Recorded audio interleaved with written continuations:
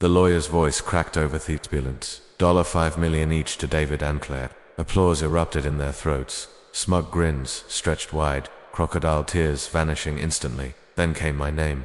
And to Michael, a key with no listed property attached. David lolled so hard he slapped the oak table. The worthless grandchild gets worthless junk.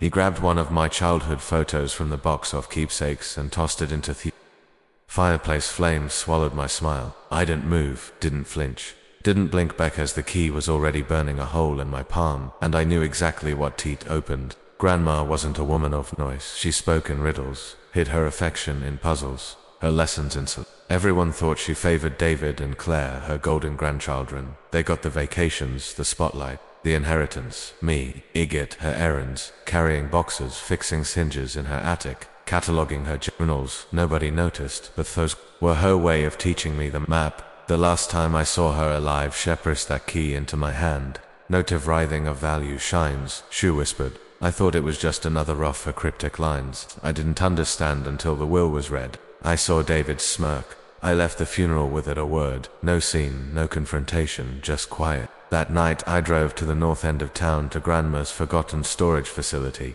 The key slid into Unit 317 like it had been waiting decades for me. The lock clicked, the door rolled open, and fuel shifted. Inside were rows of file cabinets, ledgers and deeds, land titles, stock certificates, safety deposit box records. Not junk, not scraps. The true empire she had built. Insolence. David and Claire got cash, I got machine that made it.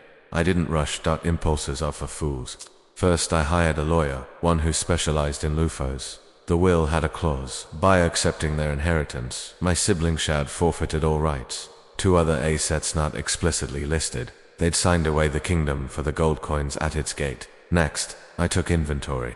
The storage files traced decades of hidden a downtown block of buildings held under shell corporations, oil shares she never declared to family, a collection of rare art, appraised higher than the checks my siblings clutched. I registered everything under a trust. My trust quietly leaked. Weeks passed. David and Claire spent like addicts. New cars, designatures, vacations plastered across sins. 5 million drains faster than most. Imagine when you've got arrogance scened, no brakes. They laughed at me during our one obligatory lunch.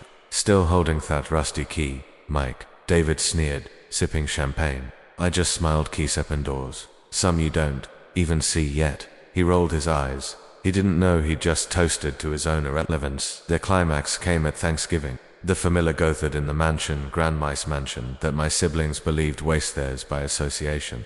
They sat at the table bragging about returns from bad investments. Claire boasted about a boutique she was opening financed entirely by her inheritance. David mocked me again in front of uncles and cousins. Mike's probably renting a shoebox somewhere. Maybe he can hang that rusty key on the wall. His only decoration. Laughter circled the table. I waited. I let them gorge on turkey, wine, and ego. Then, when silence fell for grace, I slid an envelope onto the table. Deeds, titles, trust agreements, every building, every share, every penny. Funny thing, I said, my voice calm, almost gentle. That rusty key append the archive to everything grandmaiden. Want in the wrong hands. You took money, you signed away the rest. Claire's fork clattered to the plate. David's smirk cracked. What are you saying? He stammered. I'm saying, I leaned back, savoring the moment. You sold your birthright for a stack of bills you've already wasted. Meanwhile, I own the ground beneath your new Baudic, the company that employs your friends, even the land this mansion sit. Their faces drained white, the room went dead. Only the clock ticked. I let him sit in the weight of their own stupidity. Revenge isn't loud. It's not fire or shouting. It's silence. It's watching their laughter rot into fear when they realize the game ended before they even knew they were playing. I didn't raise my voice. I didn't need to. Their downfall was self-inflicted. He just turned the